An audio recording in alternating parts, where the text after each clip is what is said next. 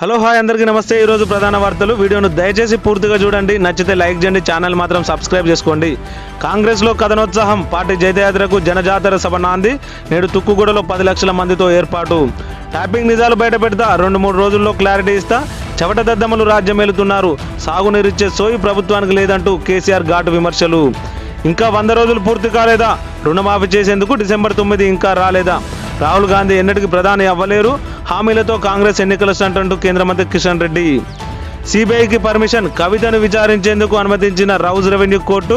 వచ్చే వారం తిహార్ జైల్లోనే స్టేట్మెంట్ రికార్డు. మైనాబాద్ టెన్షన్. గతంలో ఎమ్మెల్యేల కొనుగోలు విషయం ఏదైతే ఉందో దానికి ఫోన్ ట్యాపింగ్కు లింకులు ఉన్నట్లు ఇప్పుడు దర్యాప్తు కొనసాగుతుండటంతో ఆ రోజు ఉన్నటువంటి అధికారుల్లో టెన్షన్ ఉన్నట్లు దిశ కథనం. చేరికలపై సస్పెన్స్ కంటిన్యూ. సభా వేదికపై చేరాలని ఎమ్మెల్యేల ఆసక్తి. అక్కడ థీమ్ దెబ్బతింటుందని ఏఐసిసి భావన.